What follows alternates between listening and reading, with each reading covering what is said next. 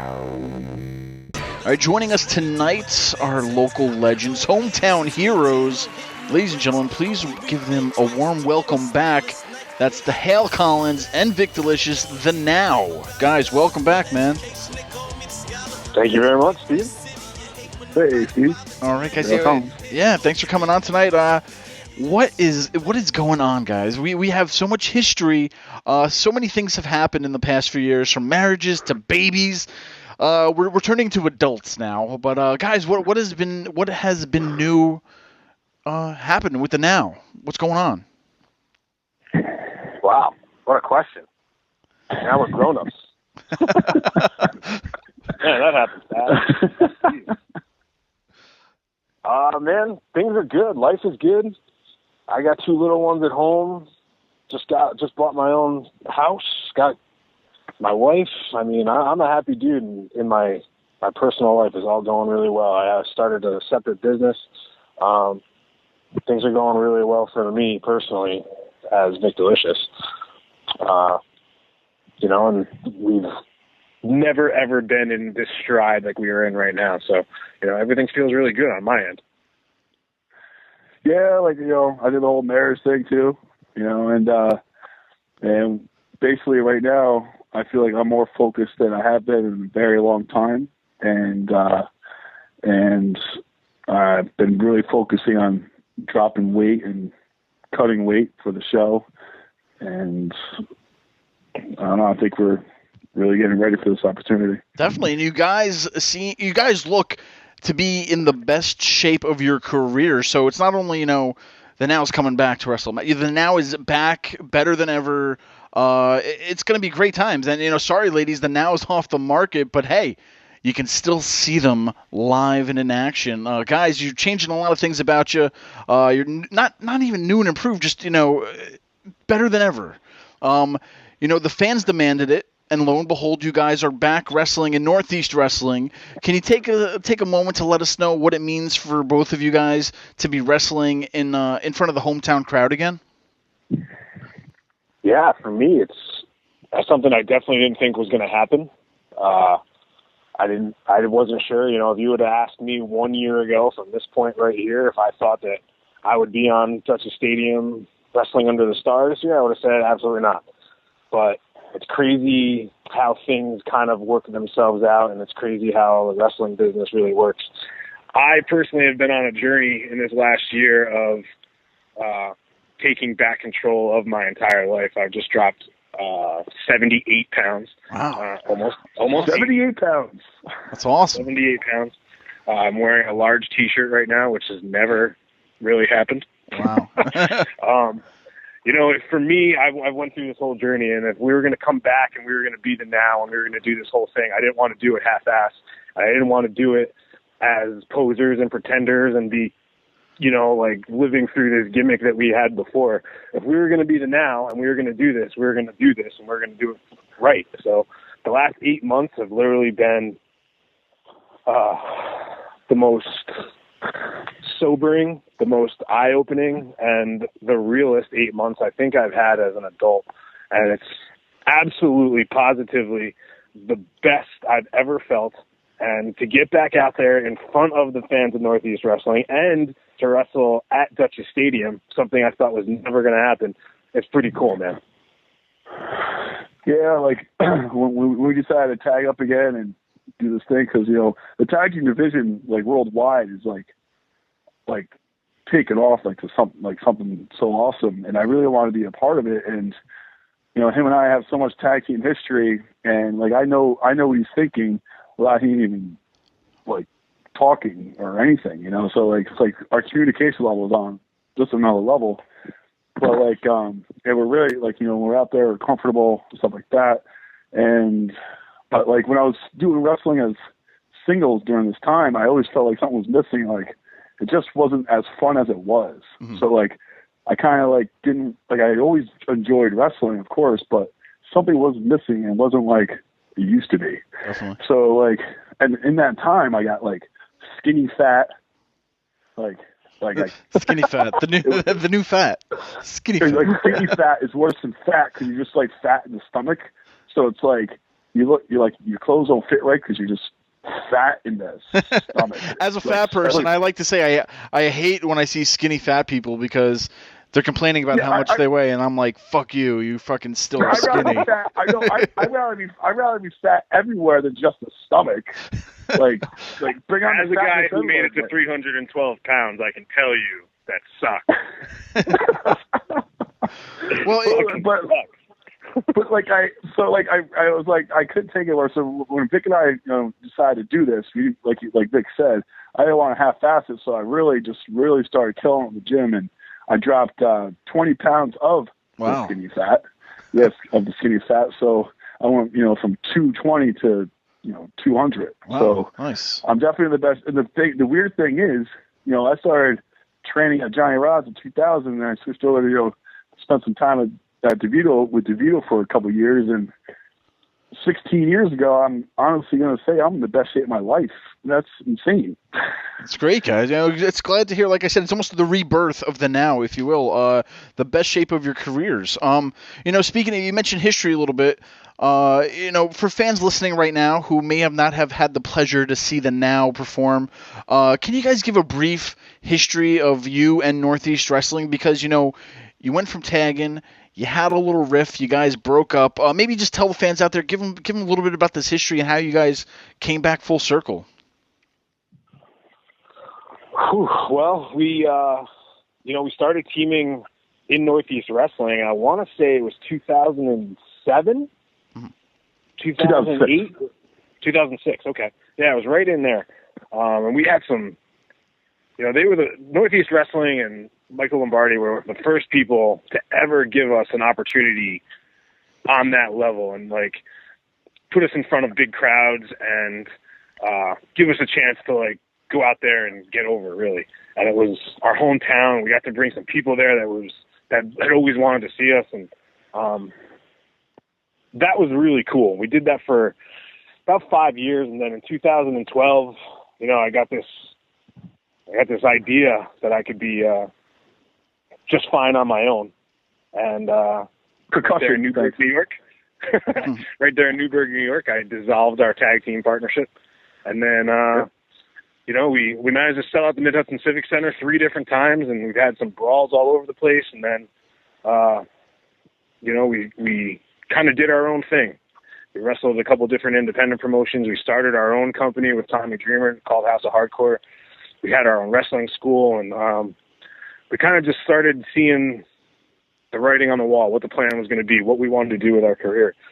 And then the opportunity came last year where Northeast Wrestling was in the NFA doing Spring Slam, and we kind of just were approached. We had a conversation, and we made it happen. I was already, I guess I was about 3.5 months into my weight loss there, and I felt pretty good enough to want to get out there and try.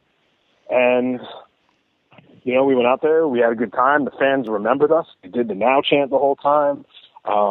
It felt really good. That's been the most motivating experience I've had in this whole time is that Newburgh show, because the fans were so awesome. The fans were the ones that were just made us feel like we hadn't missed a beat. But the guys in the locker room all had this look on their face. Every guy. They all had this look on their face. It was we couldn't tell if it was, oh shit, or these guys are old, and I personally, I couldn't take the fact that the guys, my peers, felt that way about me. That's been my most motivating thing through this whole process is that Newburgh show. I've remembered it every single day through there, how the fans made me feel and then how the other guys made me feel. And I know that on August 27th at Wrestling Under the Stars, the look on every single one of those guys' faces is going to be totally different. That's going to be the oh shit face. Well, I couldn't have said it better myself, Vik. That basically sums it all up. The thing that with Newburgh is that I was so happy that I was back, and I was worried about the fans remembered us, and if we were gonna walk out there and hear crickets, I was like, man, what the hell? And some people said I was crazy, but some people were like, it could happen. So when we walked out there, people were chanting Now. It was awesome. But then I got the DVD. And I got the DVD and I watched it and I was like, holy crap, I look horrible.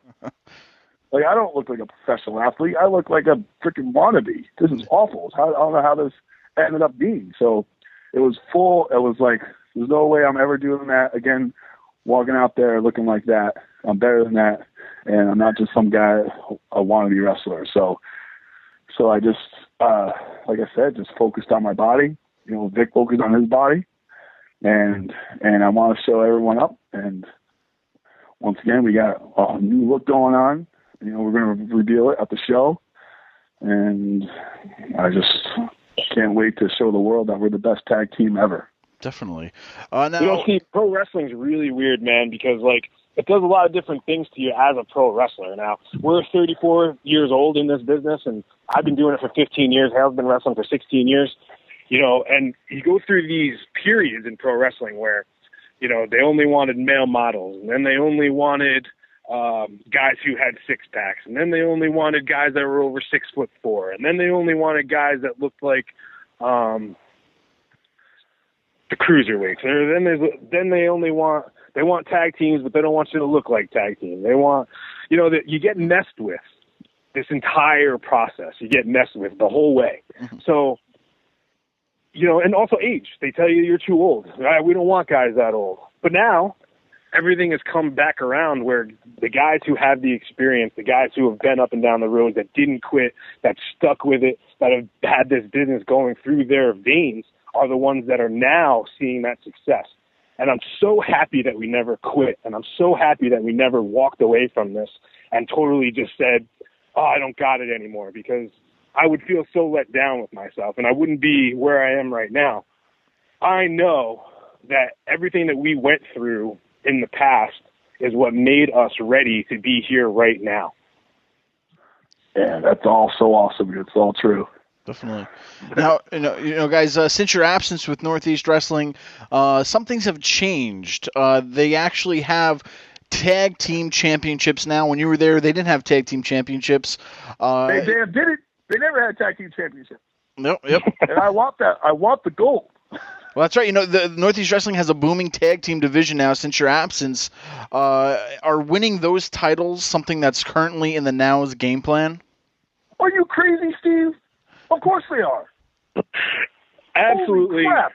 1,000%. I want those belts. Now, it's absolutely ridiculous that there is a local promotion in the Northeast and the tag team division, and we don't have those belts. It's totally ridiculous. I will take the very first opportunity against the tag champs, so over. And I will guarantee you we will walk out of there with the tag team belts. At first, we're going to the Battle Brothers, and then we're going to go after the tag belts. What do you guys have to say to the Battle Brothers? What if they're listening right now? They're tuning in. They want to know what the Now's up to. Who do they have to face? Tell them. What do you guys have to say to them? They better say their prayers, eat their vitamins, and drinking their milk.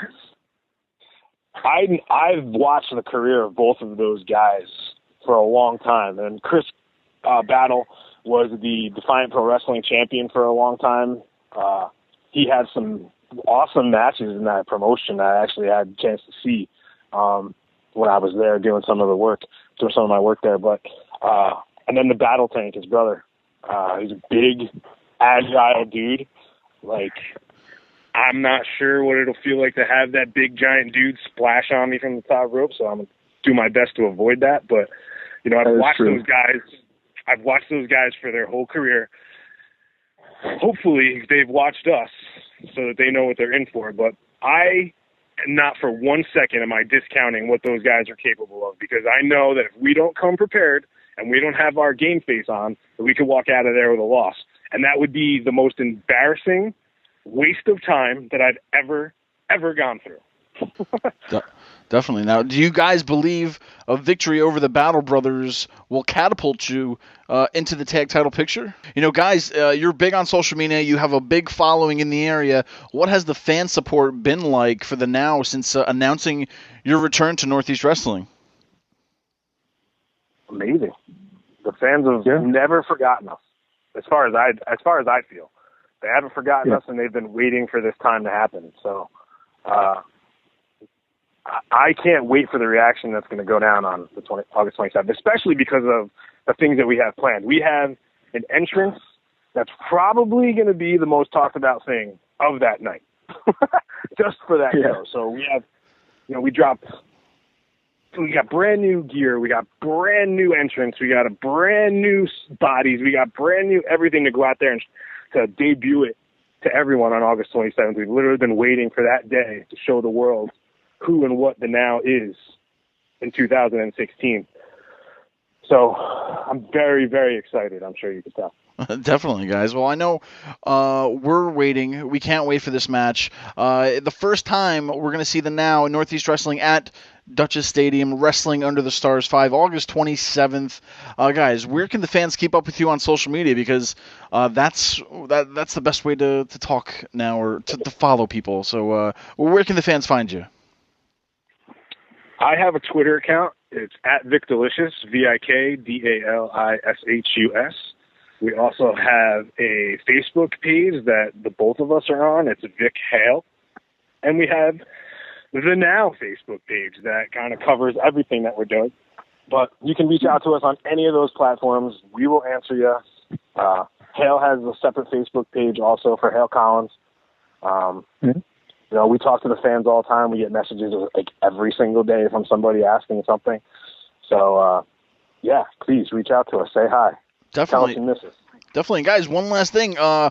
Any last words to the Battle Brothers before August 27th? You just better be prepared. They better be prepared. I'm going to go with my quote from the other day, that your past does not define you. Your past prepares you. And we've never been more prepared than where we're at right now. And we hope that you guys bring your A game too, because I wouldn't want to beat a bunch of guys that are losers. I want to beat the best. And they better bring their best. So I want to beat the best. Joining us right now is one of the most memorable wrestlers in the past 20 years. He's spent nearly a decade with the WWE and was involved with some of the most influential storylines of all time. He was the last WWE Cruiserweight Champion, and he is now joining us here tonight. Ladies and gentlemen, please welcome Mr. Dylan Hornswoggle Postl. Welcome, man. Thank you. Thanks, man. I appreciate that. That was a hell of an intro. Thanks, and we are excited also to announce that soon you will be making your way up here to the Northeast on several of Northeast Wrestling's summer events. Are you excited about coming up to the Northeast again, and what are you maybe looking forward to the most? So here's the thing. I'm not blowing any smoke by saying this, but I've known of Northeast Wrestling for a long time. I was always known as the independent wrestling follower in the WWE locker room. I would always have I would always know the who's who of the independents and stuff. Me and Brian Myers, Kurt Hawkins, and Tyson Kidd we would always talk independent wrestling, and we were looked at as the indie wrestling nerds at times. So I've known it about Northeast Wrestling for a long time, and I've always thought, you know what, they have this huge event in a baseball stadium. I've known about this for a while, and it's like, that's something I want to do. Mm-hmm. I've performed at WrestleMania, but I always thought, man, that would be awesome to perform at a baseball stadium. Like, it would be so awesome to do that. And I always heard the huge crowd that Northeast Wrestling has. And so when the time came and I got the infamous call from WWE and the handcuffs were off, I immediately was happy to get some dates for Northeast Wrestling, including this one. It's going to be an enormous show. Yes, the crowds are always amazing. They throw one hell of a show every show they do up here. So definitely Northeast Wrestling is excited to see you come and be a part of this tour that's going on right now too. But getting into that a little bit more later. You obviously recently parted ways with WWE. What has life outside of the WWE been like for you? Calm, but busy. As contradictory as those two terms may be, you're not on call 24/7. If I want to be home with my son, I can be home with my son. If I want to be gone, I can hopefully be gone and find myself a booking. I'm loving it. I'm absolutely loving it. I can't say enough good things. It sounds like we're in a husband relationship. But as much as I talk about the guy, but Kurt Hawkins, Brian Myers, he did a lot for me with getting my head right when that call came. And so I owe him a lot. He really was there. He set my head straight and told me everything was going to be okay, and it is, and it's fun. I'm having so much fun. Like, awesome. I've ran my own local company, independent company, for going on 3 years this December back home, and I always wanted to perform on that, and now I can perform on our own shows here. But doing that also all over the world is amazing, and it's just freedom is great. The hustle is a little tough at times because I've realized you got to be a nice guy all the time, which I am, but sometimes you have to think about, okay, you got to put food on your table as well, because the money, if you don't hustle a little bit, the money might not come in. And if the money doesn't come in, it means I don't get more Muppet collectibles, or my son doesn't eat. And you're darn right, I'm going to keep getting Muppet collectibles. So sorry, but I'm not having McDonald's tonight. Well, speaking of the Muppets, it's no stranger to anybody out there that you are one of the biggest fans. You also even starred in a Muppet movie, Muppets Most Wanted. Tell us a little bit about that. Let's talk a little bit about Muppets. When did you become such a Muppet fan? Because I'm a fan. I want to talk some Muppets here. I always watched Muppet Babies as a kid. The original Muppet Show was a little before my time, obviously. But that and Muppets Tonight, the quick, ill-fated Disney show for a while, a late-night show that didn't last very long. I watched those growing up, and then it kind of fell off the radar. But I was always a fan, and then started picking up again. And then, I would say about right after I got hired by WWE, I don't know why, but it clicked back in, and my fanaticness started again, and it never ended, and it's just crazy. I love everything about Muppets. It's I always say starring in that movie and my son being born are pretty even in huge events in my life, and the only reason that my son being born is higher than starring in a Muppets movie is because I feel it has to be. Definitely. Well, tell us. I know you have a lot of tattoos. How many Muppet tattoos do you have? I think I'm at 22. 22 Muppet tattoos. That's awesome. Yeah, I haven't got some since probably for about 2 years, and I've just been getting other artwork on my arms and stuff done. But it's gonna be a huge I wanted a few of them, and then I picked out so many characters. It's gonna be nuts, and it's probably gonna end up going up my leg. Awesome. All the way. Well, in between Muppets, you also became a wrestling fan at around the age of 4. What about wrestling turned you into a lifelong fan, and who were some of your favorites growing up? The Ultimate Warrior. He was my hero. I say so many times. I didn't have a superhero. I didn't care about Batman or Superman or Spider-Man. I had the Ultimate Warrior. That's all I cared about. He was my superhero. Just everything about him was so awesome, and it just reeled me in incredibly fast. Immediately, I was reeled in. My late brother, he introduced me to it, and I was hooked. So it was awesome. All right. Well, now, when did you decide to turn, that fandom into a career? What point did you say, I have to do this? I have to be a part of the wrestling world. I did some backyard wrestling in my younger years, and we were scouted by the local independent company that I now own, actually. So we were scouted by them, and then we showed up to a show. Me and Nick Colucci, my best friend since 3rd grade. Him and I, we started training first, and it was off to the races. Who did you train under? A certain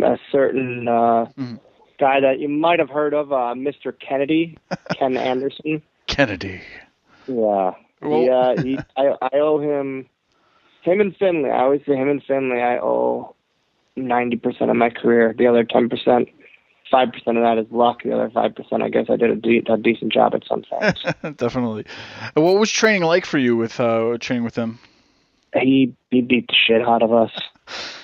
Between him and like 2 other local trainers, they beat the hell out of us. But I liked it because he didn't treat me as a midget. He treated me as a regular guy. Mm-hmm. And I was getting chopped and getting bumped around just like everyone else. It was awesome. Definitely. Now, how long after training did it take you before you got that foot in the door at WWE? I never had a foot.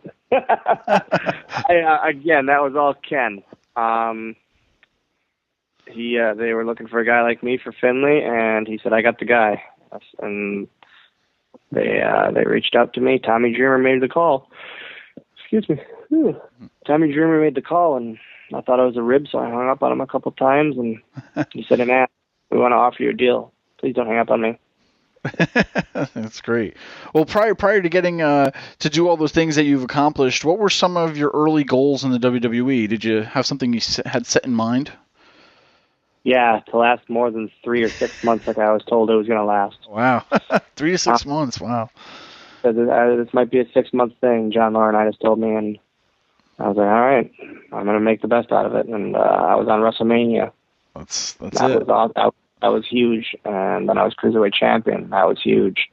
And it's like, I always had, man, for like the first 4 years, I always had a lot of big things happen, and then it kind of plateaued until WLC. Mm-hmm. Those first 4 years were absolutely, the whole ride was amazing. But the first 4 years and then that WLC match, I won't do anything bigger than WLC. I tell everyone, well, what's your favorite moment? What's your favorite match? That by far. And it's one of those that holds a special place in my heart. Whenever I see Torito, even on the Indies now, it makes me smile. And I think we both kind of know how special that was. He's done a lot of things in Mexico and done a lot of stuff all around the world, actually. Big matches, awesome matches, and awesome. He's known all over the world for the stuff he did. Mm-hmm. I'm known for WWE stuff. I get that, but that from now on, I think the two of us will be known for that match. Definitely. Obviously pro wrestling has a long and storied career with midgets. What were your thoughts of how they were used in professional wrestling before you got involved, and what do you think the future for midgets in wrestling holds? Thank you for not pausing around the word midget. You're the first interviewer that has ever not paused. I don't know if I want to say that. No, I'm a midget. Let's be freaking honest here. I call myself that. That term makes me money, I always say. Cause if you put little person on wrestling on a poster, people are going to look at you like, what is that? Is that just like kids? Yeah. You put midget wrestling on a poster, they know what that is. They had here and there, they would have a few good midget matches, but it was all ha-ha for the most part in the end. And who knows? Who knows what the future will hold in WWE for midget? I don't know. A lot of people tell me, Tolfi and Hawkins, they always say, God, we hate saying this to you, but you're probably the most known midget wrestler of all time. Wow, that's the longest. I know for a fact I'm the longest lasting in WWE, but I don't say it out loud. And they always tell me, man, you stayed under the radar quite, and then they knocked me down a peg by saying, man, you stole money for quite a long time. Definitely. That was leading to my next question too, because I was just going to ask too, if you never wrestled another day in your life, what are your thoughts on your legacy in professional wrestling? And I think right there, being one of the most recognizable midgets in professional wrestling, ever, that's amazing. There's three, probably 4 or 5 moments that hold a good piece of my heart. One is WLC. 2 is what came to be my final match in Green Bay against Heath Slater, mm-hmm. and when they had my son come in the ring, actually with me after the match, Dolph Ziggler, who's a dear, I'd say a best friend of mine. we've grown very close, him and I, last few years especially. He talked the agents and the security guards that night into pulling my son over the barricade after I went over the dark match on Heath in my hometown in front of my family and my friends. And he had my son pulled over the barricade and put in the ring with me. I had no idea of it. So you can have, and so cliche, you can be the greatest world-renowned wrestler in the world. But the minute you get through that curtain and you leave the building, you're a normal person. Mm-hmm. And I'm a dad.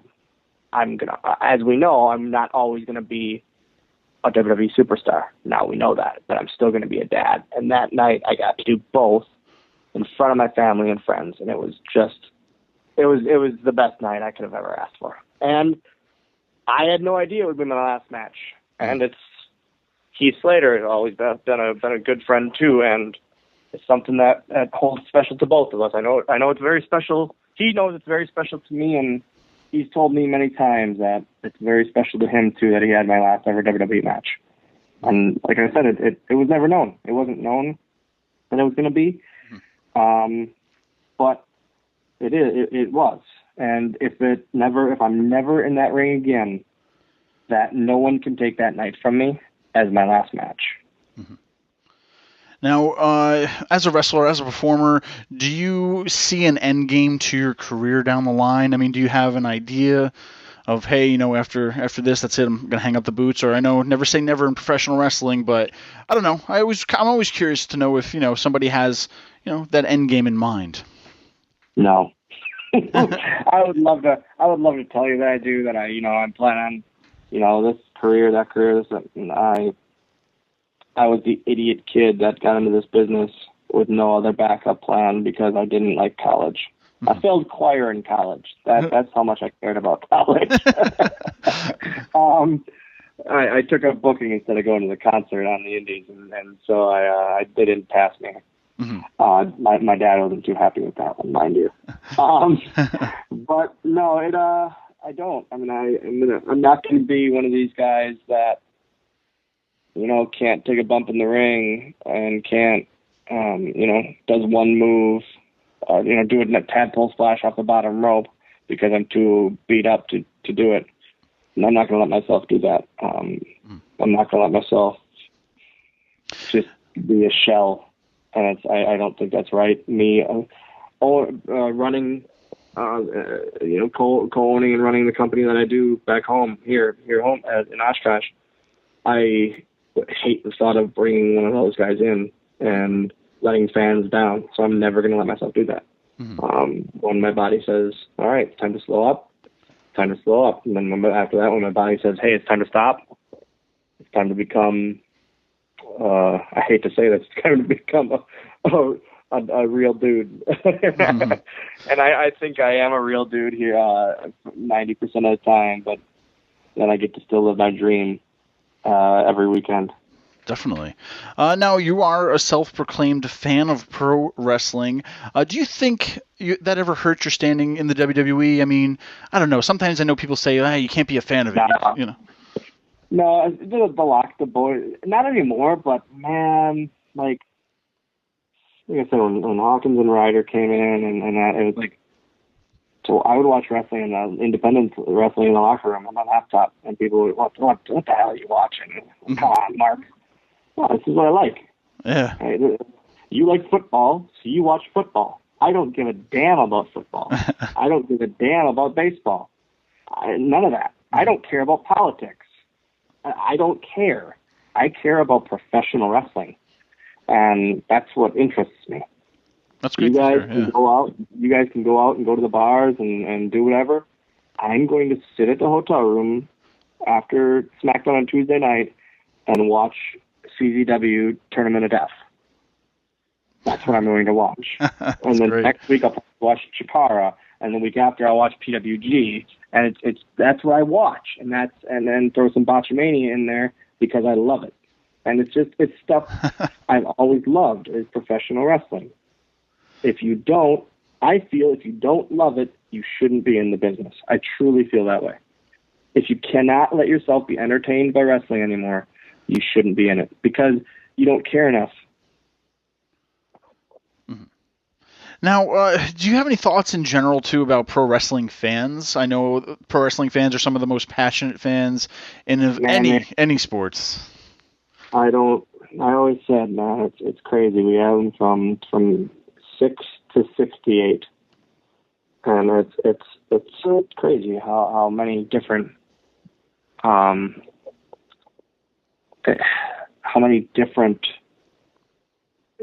spectrums of people are wrestling fans.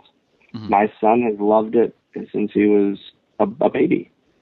I say he knew I could play wrestling theme music, and he knew those before his ABCs. he's a fanatic already, and now he's 6. It's crazy. It's absolutely crazy to me to think the impact that pro wrestlers have on culture and on people. Sure. Now, I wouldn't be doing my job if I didn't ask. Now, we recently saw, WWE's Damian Sandow headed to the Impact Zone on Impact Wrestling. Is there any chance we would ever see you make a move to Impact or any other company? I haven't had any talks with any other major company. Still really hoping for PWG. That's my push. That's number one on my bucket list is to work for PWG just once. Do that, and then I would like to go to ICW in Scotland. Those are my 2 things, my 2 bucket list companies, and I can't wait. It's got to happen. I got to knock them off my bucket list. Since you're a former Cruiserweight champion, have you had a chance to see the CWC? Do you have any thoughts about that? Every week. Do you think this is something that they need right now? This is, it's definitely revitalizing that division? The only thing that's weird to me is putting those guys on Raw. Okay, so what does SmackDown have? Raw has the girls. They got the women. Sorry. They have the women. They have the tag titles. And now they have the cruiserweights. And what does SmackDown have? And, you put Kalisto. I thought that, you put Kalisto on SmackDown. It's like, okay, all the cruiserweights are going to be on Raw. I'll say this. Cedric Alexander, I was on my first post WWE Indie Show weekend with Cedric Alexander, and we became best friends. I couldn't be happier for that guy. He has shown the world exactly what a lot of people knew that he is. He's a star. Cedric, I said it online on Twitter. Cedric Alexander is a star. You saw it. You saw what he can do. He's charismatic. Rich Swann is amazing. You got these guys that are just showing up in this Cruiserweight Classic, and it's awesome. I'm so happy for him. I never knew of Jack Gallagher, and I feel really bad not knowing of him because he's one of my favorite wrestlers now in the world. I love him just from one match. Yeah. I'm very, very entertained by the Cruiserweight Classic. It's very, very fun to watch. Lightning round.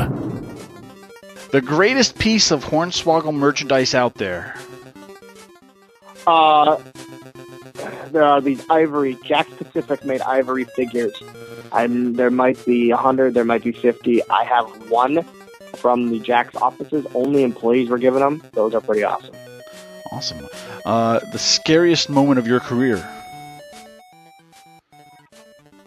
Oh, man. Probably WrestleMania 23 when Ken had me for the Kentai Bomb. All right. Fit Finley. Dad. Best friend in the wrestling business? Brian Myers and Kofi Kingston. Warrior or Hogan? What did Iron Sheik say? F the Hulk Hogan? No, I was a Hogan fan, obviously, here and there, like everyone was. But Warrior, like I said, Warrior is number one. All right, we kind of heard this before, but we'll say it again. Maybe the greatest match you competed in? We'll see. Now, as a fan of the Muppets, who was your favorite Muppet of all time? Animal, by far. Now, if there was a Royal Rumble of all the Muppets, who would win? Sweetums, easily. No one could take them over the top rope. What does the future hold for you? Oh, man. That's like the hardest question. A book. I'm writing a book. Hopefully doing some acting. I would love to do some more acting. I had so much fun with it. Love to do some more of that. Being a dad. Most importantly, and God darn it, it's so cliche, but being a dad. Awesome. I'm going to be there for every first day of school for my son from this point forward. And that's what matters most. Once again, thank you so much. Where can fans keep up with you on social media and, Pro Wrestling Tees, all that fun stuff? ProWrestlingTees.com/swoggle. You get the brand new designs. I try to do about one a month. And then on Twitter, at means the A with the circle around it, as Tony Chimmel would say, at WWE Hornswoggle, where I talk a lot about Newfound Glory, the Muppets, video games, Kofi Kingston and Brian Myers. And that's about it. I try to promote myself as much as possible on there, but I'm not good at it. Well, that's great. Well, we'll definitely tell people about it. We want to thank you so much for your time, though, and we look forward to seeing you up here very shortly in the Northeast and having you on again in the future. Thank you very much. I'll talk to you soon.